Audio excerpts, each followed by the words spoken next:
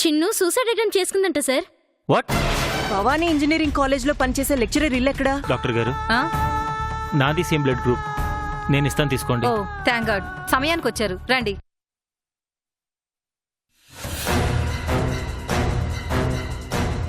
ప్రియలా ఉందేంటి? తనిక్కడేం చేస్తోంది?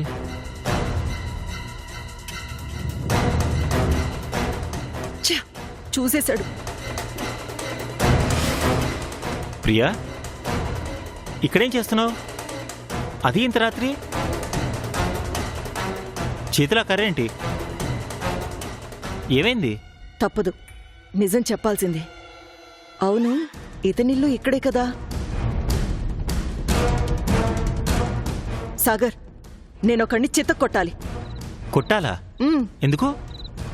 వాడు నా కూతుర్ని లవ్వు గివ్వు అని బ్లఫ్ చేశాడు. వాడి వల్ల నా కూతురు సూసైడ్ అటెంప్ట్ చేసుకుంది. ప్రియా, నీ కూతుర్ని అంటే అంత చిన్న పిల్లని లవ్లో దింపాలని చూశాడా? ఎవడా ఇడియట్? వాడు ఓ లెక్చరర్. లెక్చరరా? ఏ కాలేజ్? Bhavani engineering college. అంటే మా కాలేజ్. మా కాలేజ్లో ఎవరై ఉంటారబ్బా? వాడి పేరు తెలుసా? తెలీదు. నువ్వేం కంగారు పడుకు. వాడు ఉండేది ఎక్కడా? ఈ ఏరియానే. ఈ ఏరియానా? ఈ ఏరియాలో మా కాలేజీలో జాబ్ చేసే లెక్చరర్ ఎవరున్నారు? అవును, ఇంజనీరింగ్ కాలేజ్ లెక్చరర్కి నీ కూతురికి ఏంటి సంబంధం? నా కూతురు అదే కాలేజ్లో ఇంజనీరింగ్ చదువుతుంది కాబట్టి. ఏంటి, నీకు ఇంజనీరింగ్ చదివే కూతురుందా? అంటే సూసైడ్ అటెంప్ట్ చేసుకున్న చిన్ను నీ కూతురైతే కాదు కదా?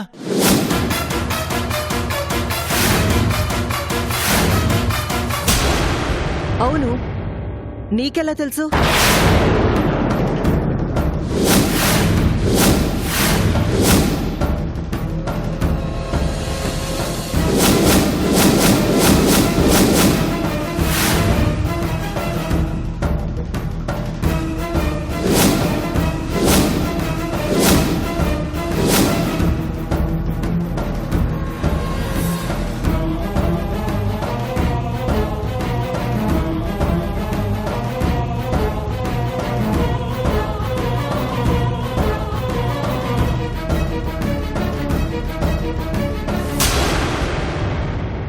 మాట్లాడవేంటి సాగర్?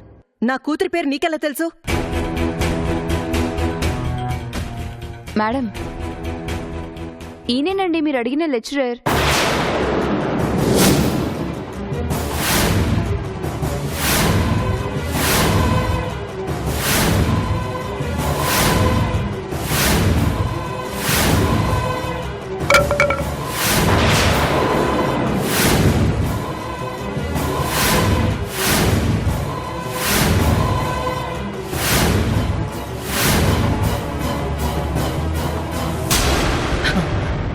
ప్రియా, నువ్వేనా ఏజ్ బార్గాడివి?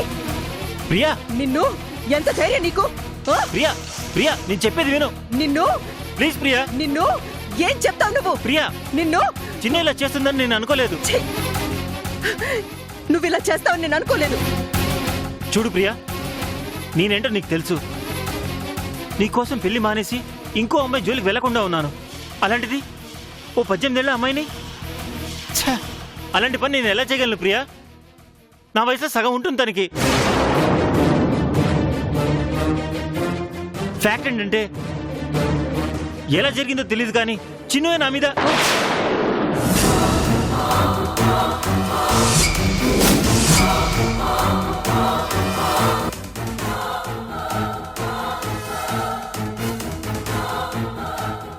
నేను ఇప్పుడు హాస్పిటల్ నుంచే వస్తున్నాను. నేనే చిన్నుకి రక్తం ఇచ్చాను.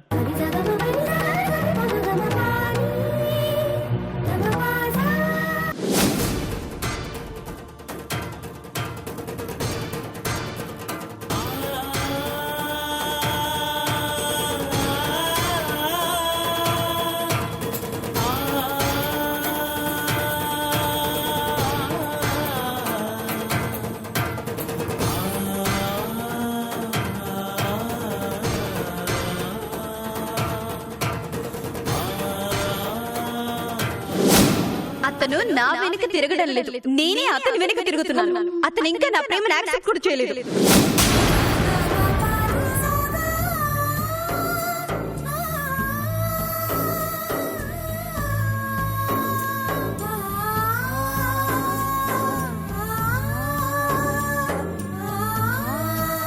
ప్రియా, ప్రియా ఆగు. నాకేం అర్థం కావడం లేదు ప్రియా. నీకు కాలేజ్కి వెళ్ళే కూతురుందా? నాకు చెప్పనే లేదు.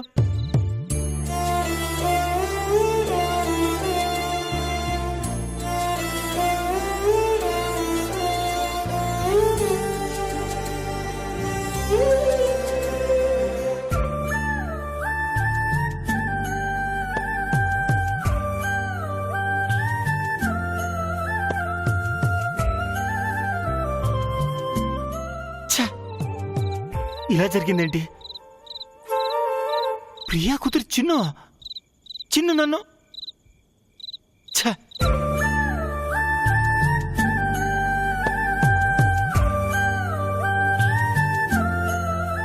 అతను గొప్ప మనసున్నవాడు. వేరే ఎవరైనా అయ్యుంటే అడ్వాంటేజ్ తీసుకునేవాళ్ళు. I love you.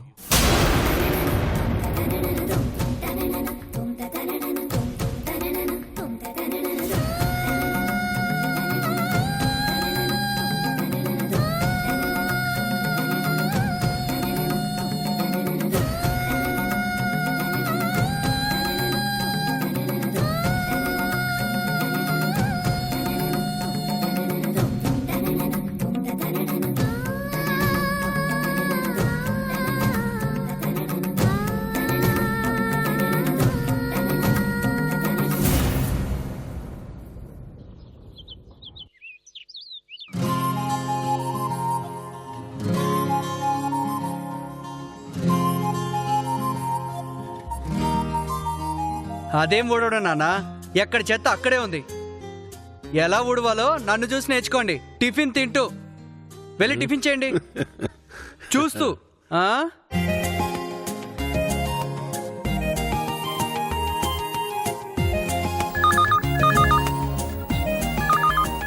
మీరు తినండి నాన్న. Hello, Sagar packers and movers. Hello అండి. చెప్పండి, ఇల్లు షిఫ్టింగా ఆఫీస్ షిఫ్టింగా? ఇల్లు షిఫ్టింగ్ అండి. ఎంత తీసుకుంటారు? ఎంత తీసుకుంటామనేది మీ ఫర్నిచరు లగేజ్ ని బట్టి ఉంటుంది. పెద్ద ఫర్నిచర్ ఏం ఉండదండి. ఇప్పుడు అలాగే చెప్తారండి. తర్వాత ఒక కాలనీకి సరిపడే సామాన్లు మాతో మోయిస్తారు. గాడ్ ప్రామిస్ అండి, నేను చెప్పేది నిజం. ఇలాంటి గాడ్ ప్రామిస్లు చాలా చూసినాలే గాని ఓ 10,000 రెడీ చేసుకోండి. 10,000? ఒరే ఒరే ఒరే ఒరే, వచ్చిన బేరాన్ని బెదిరించి పంపించేలా ఉన్నావు. ఇటు నేను మాట్లాడతాను. హలో, మా అబ్బాయి మాటలను పట్టించుకోకండి. మీ అడ్రస్ చెప్పండి. మేము వచ్చి సామాన్లు దించిన తర్వాత డబ్బుల విషయం మాట్లాడుకుందాం. అలాగేనండి, కానీ ఎంతో తెలిస్తే నేను ప్రిపేర్ అవ్వచ్చు కదా. ఎక్కువే ఉండదులేమ్మా, కాస్త అటు ఇటు అయినా చూసుకుందాంలే. ఇంతకీ మేము ఎన్ని గంటలకు రావాలి? 11 కల్లా వస్తే చాలు. అడ్రస్ నోట్ చేసుకోండి. ఒక్క నిమిషం అమ్మా. చెప్పమ్మా. షార్ప్ గా వచ్చేయండి, లేట్ చేయకండి. మీరు చెప్పిన టైం కన్నా 15 నిమిషాల ముందే ఉంటామమ్మా. మీరు రెడీగా ఉండండి చాలు. అలాగే. సుబ్బు రాత్రొచ్చి బైక్ పెట్టి వెళ్ళింది. ఎక్కడికి వెళ్ళుంటుంది?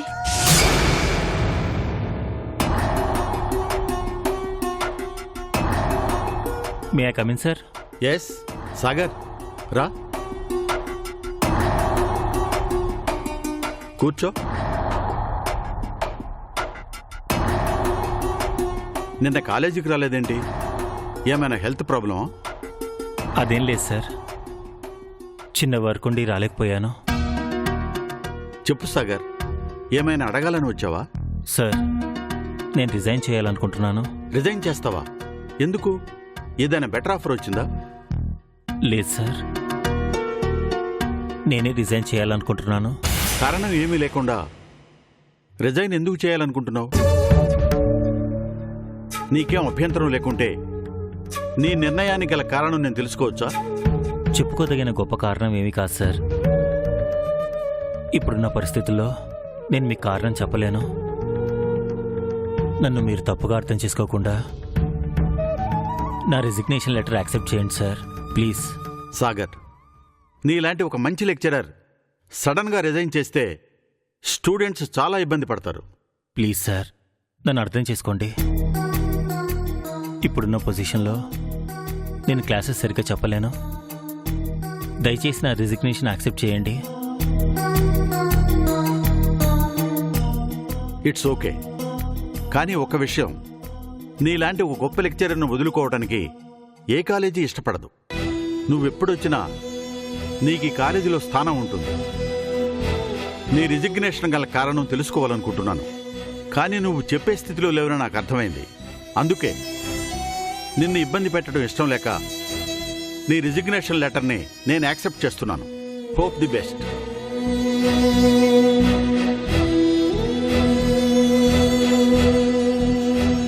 రే వెంకట్రావు గారు ఎప్పుడు ఇచ్చారా బ్యాలెన్స్? ఆ రోజే ఇచ్చారు నాన్న, మీరు చెప్పారని చెప్పి 200 తగ్గించాను కూడా. సరే పద, 12:30 అయింది, మనం వెళదాం పద. నేను రెడీ. అవును, డీజిల్ ఉందిగా బండిలో? ఓ ఫుల్గా కొట్టించాను నాన్న. సాకేత్, అమ్మా, లంచ్ బాక్స్ ఇక్కడ పెడుతున్నాను, టైంకి తినేయండి, ఆలస్యం చేయకండి. వాటర్ క్యాన్ వాడు వస్తున్నాడా? అమ్మా, ఆఫీస్కి ఎంత ఇల్లు దగ్గరైతే మాత్రం నువ్వు ఇలా రోజు ఎండలో వచ్చి తెచ్చివ్వాలా? మేము వస్తాం కదా. నేనంటే కొందరికి లెక్కలేకపోయినా నాకు నా కుటుంబంలో ఉన్న ప్రతి ఒక్కరి మీద అక్కరుంటుంది.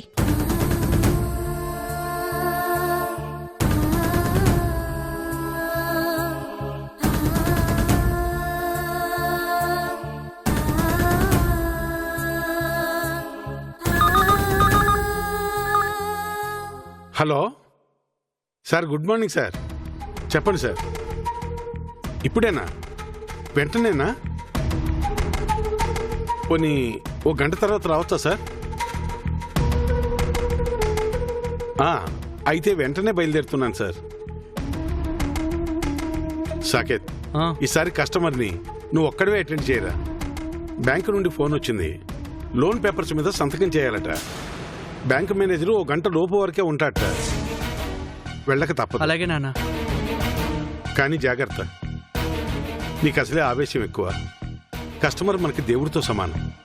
వాళ్ళని తక్కువ చేసి మాట్లాడటం కానీ వాళ్ళతో దురుసుగా ప్రవర్తించటం కానీ చేయకూడదు. సరేనా? సరే నాన్న. సాకేత్, పద, నీతో నేను వస్తాను. నువ్వెందుకమ్మా, నేను వెళ్తానులే. నీ గురించి తెలిసి కూడా ఒక్కడిని ఎలా పంపించడం? నువ్వు తిక్కగా మాట్లాడి కస్టమర్స్ ని పోగొట్టినా కూడా ఆశ్చర్యం లేదు. అందుకే నేను వస్తాను.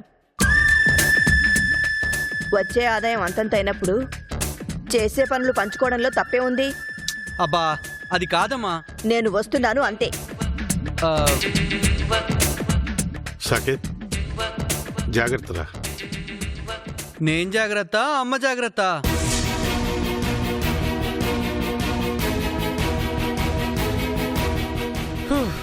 సరిపోయింది, ఇద్దరే మాట్లాడొచ్చు కదమ్మా. పాప నాన్న ఎంత బాధపడుతున్నాడో. మనం ఎన్ని గంటలకు వెళ్ళాలి? అర్థమైంది, పద. టాబ్లెట్ వేసుకో. ఇందుకే నేను అమ్మని ఇక్కడే ఉండమన్నాను, కానీ వినిపించుకోకుండా వెళ్ళిపోయింది. ఇదేమో నా మాట విందు.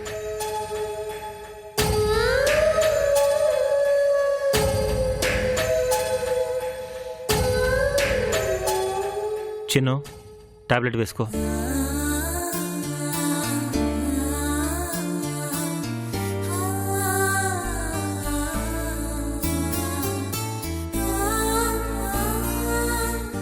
చిన్ను, ప్రాణం తీసుకుంటే పరిష్కారం దొరికినట్టే అంటే నాకు జరిగిన వాటికి నేను ఈనాడు చనిపోయేవాడిని.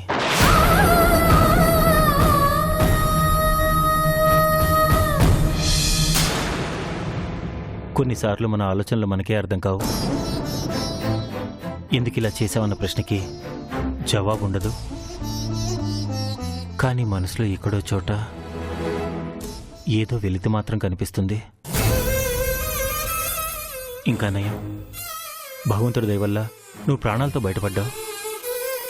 లేదంటే నేను ఎవరికి నా మొహం చూపించలేకపోయేవాణ్ణి.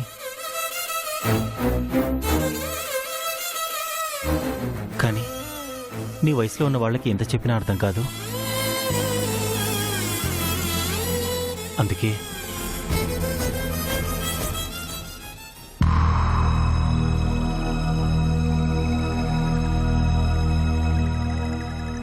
నేను జాబ్కి రిజైన్ చేశాను.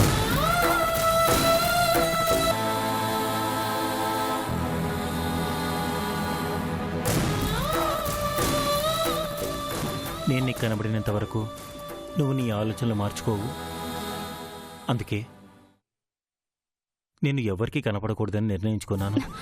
నేను చెప్పేది కారణం చెప్పమని ప్రిన్సిపల్ గారు అడిగారు, కానీ నేను చెప్పలేదు. ఎందుకో తెలుసా? అది చెప్పుకునేంత గొప్ప కారణం కాదు. తప్పెక్కడ జరిగిందో తెలియడం లేదు. నేను చనువుగా ఉండడం తప్ప, లేక నా ప్రవర్తనే నీకు నా మీద అలాంటి ఫీలింగ్ కలిగించిందా అర్థం కాలేదు. అందుకే జాబ్ మానేశాను. ఇక మీదటైనా నువ్వు నీ లైఫ్ గురించి ఆలోచించు. ఇంతకన్నా ఇప్పుడున్న పరిస్థితిలో నేనేం చెప్పలేను. దయచేసి అర్థం చేసుకో.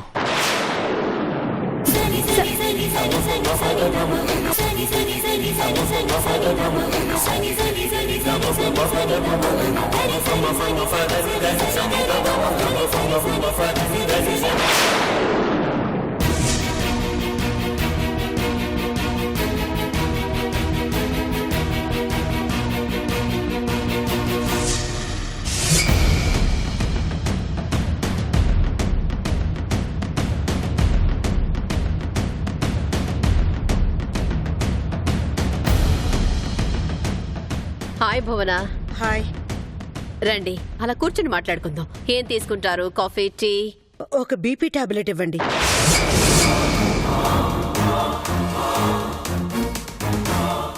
ఏంటి, ఏదో టెన్షన్లో ఉన్నారు? టెన్షన్ పడకేం చేయమంటారు? రోజు రోజుకి సిచ్యువేషన్స్ కాంప్లికేటెడ్గా తయారవుతున్నాయి. అభి సంజనాల పెళ్లి జరుగుతుందా లేదా అని నాకు చాలా కంగారుగా ఉంది. దేనికంత కంగారు? అది సెట్ చేసే ప్లాన్లోనే కదా మనం ఉన్నాము. మనం ప్లాన్గానే ఉన్నామండి. మీరు అభిని, నేను సంజన్ని ఎలాగైనా కన్విన్స్ చేయగలం. ఆ నమ్మకం నాకుంది. కానీ మీ వాళ్ళు మా బావగారు వాళ్ళ ఇంటికి వెళ్ళి అభి నేత్రాన్ని ప్రేమిస్తాడన్న విషయం చెప్పేశారు కదా. దానివల్ల ఎన్ని ఆటంకాలు వస్తాయని భయంగా ఉంది. వాళ్ళు మా ఆయన ప్రపోజల్కి ఒప్పుకోలేదు కదా, ఇంకేంటి ప్రాబ్లం? అక్కడే ఉంది అసలైన ప్రాబ్లం. మా బావగారింట్లో ఎవరికైనా చీమ కుట్టినా సరే వెంటనే మా ఆయనకి చెప్పేస్తారు. అభి నేత్రాన్ని ప్రేమిస్తున్నాడన్న విషయం నేను మా ఆయనకి చెప్పకుండా దాచాను. ఇప్పుడు మా బావగారి ఫ్యామిలీ వల్ల ఖచ్చితంగా ఆ విషయం తెలుస్తుంది. అభి నేత్రాన్ని ప్రేమిస్తున్నాడన్న విషయం మా ఆయనకి తెలిస్తే అభి సంజనాల పెళ్లికి అస్సలు ఒప్పుకోడు. ఇప్పటికే నేత్ర పెళ్లి కాకుండా తన కూతురి పెళ్లి చేయనని మొండిగా వాదిస్తున్నాడు. ఇప్పుడు ఈ విషయం తెలిస్తే పెళ్లి ఆలోచన మానుకుంటాడు. మా ఆయన స్టేటస్ కన్నా ఎమోషన్స్కి ఎక్కువ వాల్యూ ఇస్తాడు. సంజన గురించి ఎంత ఆలోచిస్తాడో నేత్ర గురించి కూడా అంతే ఆలోచిస్తాడు. అలాంటిది నేత్ర ప్రేమించిన అబ్బాయితో తన కూతురి పెళ్లి జరగబోతుందని తెలిస్తే ఖచ్చితంగా అడ్డుపడతాడు. ఆయన నన్ను వదులుకోవటానికైనా సిద్ధపడతారు గాని ఆ ఫ్యామిలీని మాత్రం వదులుకోరు. మీతో సంబంధం కలుపుకోవడం కోసం నేను ఆ ఫ్యామిలీనే దూరం చేసుకోవడానికి సిద్ధపడ్డాను. కానీ ఇప్పుడు ఈ ఇష్యూ వల్ల మీ సంబంధమే కాదనుకోవాల్సి వస్తుందేమో అని భయంగా ఉంది. చూడు భువన, ఇది కేవలం మీ ఫ్యామిలీ ఇష్యూ మాత్రమే కాదు, నా ప్రెస్టీజ్ ఇష్యూ కూడా. అభికి సంజనకి పెళ్లి చెయ్యాలనుకుంటున్నామని క్లబ్లో అందరికీ తెలిసిపోయింది. ఇప్పుడు ఈ సంబంధం క్యాన్సిల్ అయితే నాకు బ్యాడ్ నేమ్ వస్తుంది.